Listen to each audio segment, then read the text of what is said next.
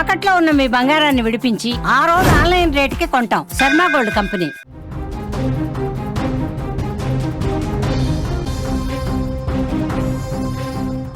తెలంగాణలో ఉగ్ర కలకలం రేగింది. బోధన్లో ఐసిస్ అనుమానితుడు అరెస్ట్ అయ్యాడు. మహమ్మద్ హుజైఫా యామన్గా నిందితుడుగా గుర్తించారు.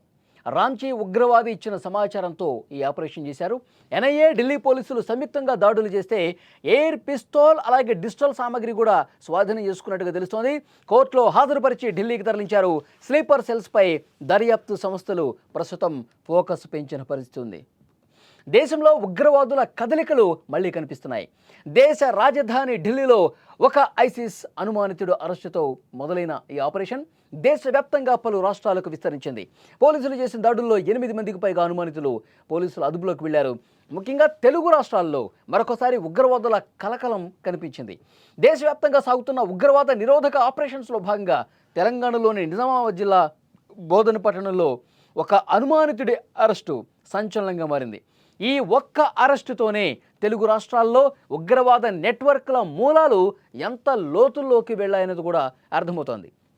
నిజామాబాద్ జిల్లా బోధన పట్టణంలో ఎన్ఐఏ అధికారులు అరెస్ట్ చేసిన ఈ అనుమానితుడు మహమ్మద్ హుజైఫా ఎమన్గా గుర్తించారు.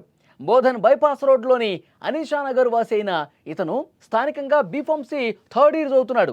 ఇతని అరెస్టుతో ఇప్పుడు ఆపరేషన్ అనేది మొదలైంది.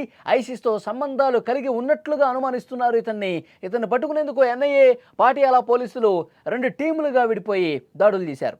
ఢిల్లీ పోలీసుల అదుపులో ఉన్న రాంచీ ఉగ్రవాది హషర్ డానిష్ ఇచ్చినటువంటి ఇన్ఫర్మేషన్ ఆధారంగా ఈ అరెస్టు జరిగినట్లుగా తెలుస్తోంది. సోదాల్లో భాగంగా హుజైఫా ఇంట్లో ఒక ఎయిర్ పిస్తోల్ కనిపించింది. డిజిటల్ పరికరాలు కొన్ని కనిపించినాయి. ఎవరితోనో వీళ్ళు టచ్లోకి వెళ్తున్నారు, రెగ్యులర్గా మాట్లాడుతూ ఉన్నారు. వీళ్ళు స్లీపర్ సెల్స్గా ఉన్నారు. ఉగ్రవాదుల దాడులు జరిపే ఆలోచన వీళ్ళలో ఉంది. ఉగ్రవాద మనస్తత్వం వీళ్లకు ఉందని చెప్పి వాళ్ళకి అనుమానం. చూసిన తర్వాత ఇంకా బలపడినటువంటి పరిస్థితుంది. విచారణలో ఇంకా చాలా వివరాలు బయటపడే అవకాశం ఉన్నట్టు కనిపిస్తోంది. హుజైఫాను బోధన్ కోర్టులో హాజరుపరిచిన అనంతరం పీటీ వారెంట్పై ఢిల్లీకి పంపించారు. ఎందుకంటే అక్కడే ఆపరేషన్ స్టార్ట్ అయింది. అక్కడే కొంతమందిని అరెస్ట్ చేశారు.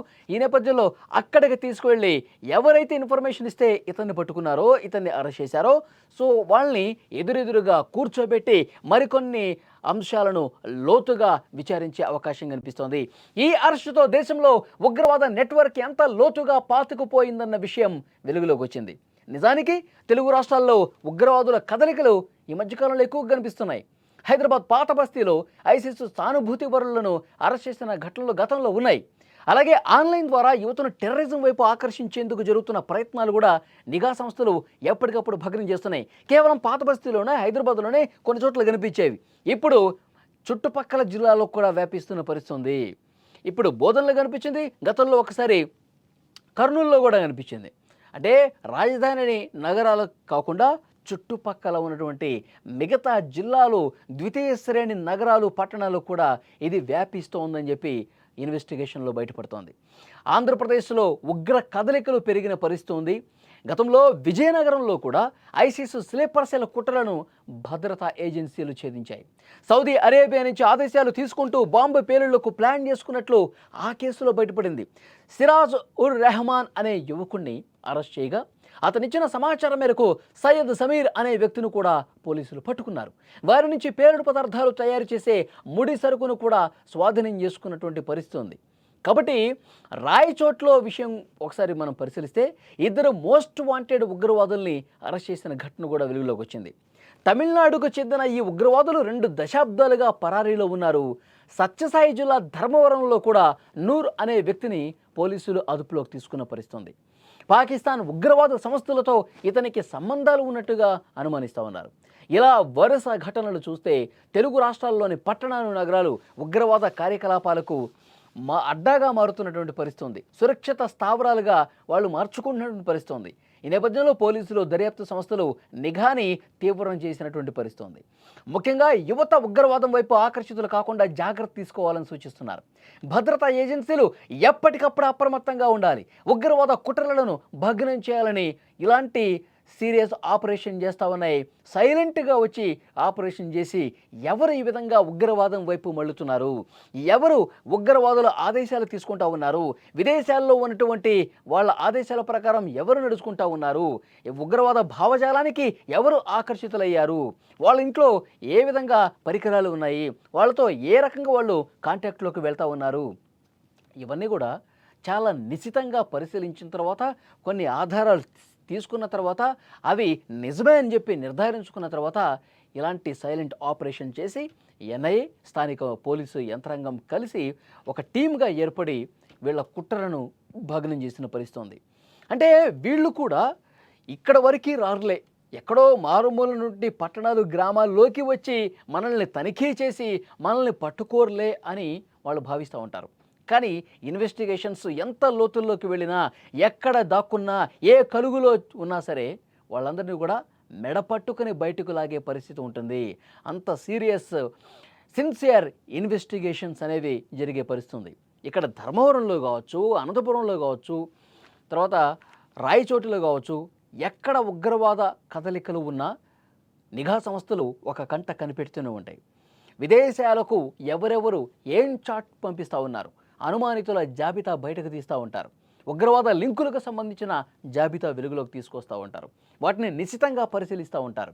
కేవలం హైదరాబాదు పాత బస్తీనే చూడరు వాళ్ళు, చుట్టుపక్కల కూడా ఇంకా లోతుగా దర్యాప్తు చేస్తూ ఉంటారు.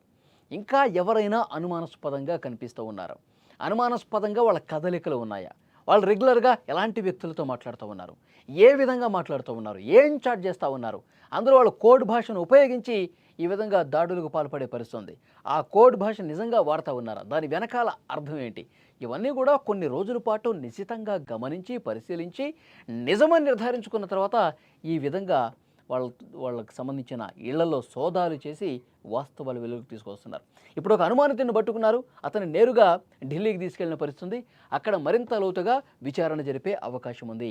ఈ వార్త వచ్చిన తర్వాత ఒక్కసారిగా దేశంలో మళ్ళీ ఉగ్ర కదలికలకు సంబంధించినటువంటి వార్త బయటకు వచ్చిన తర్వాత చుట్టుపక్కల ఉన్న వాళ్ళు షాక్ గురవుతున్నారు. ఇప్పుడు బోధనలో ఇతన్ని అదుపులోకి తీసుకుని నేరుగా ఢిల్లీకి తీసుకెళ్ళిపోయారు కదా ఎన్ఐఏ అధికారులు, మరి ఆ చుట్టుపక్కల ప్రాంతాల వాళ్ళు కూడా షాక్ అయిపోతూ ఉన్నారు.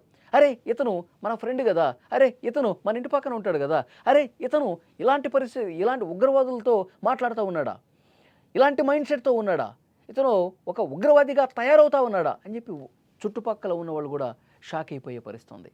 సో డెఫినెట్గా స్లీపర్ సెల్స్ అనేవాళ్ళు ఆ ఉగ్రవాద భావజాలానికి అట్రాక్ట్ అయిపోతూ ఉంటారు. సో కాబట్టి దేశవ్యాప్తంగా ఈ సోదాలన్నీ జరుగుతూ ఉన్నాయి. చాలా క్రిస్టల్ క్లియర్గా ఆధారాలతో సహా వాటిని బయట పెడతా ఉన్నారు. ఈ ఉగ్ర లింకులు మరికొన్ని బయటకు వచ్చే అవకాశం ఉంది. ఎందుకంటే వీళ్ళని విచారణ చేస్తే వీళ్ళతో పాటు ఇంకా ఏ లింక్స్ ఉన్నాయో కూడా అవన్నీ కూడా బయటకు వస్తాయి.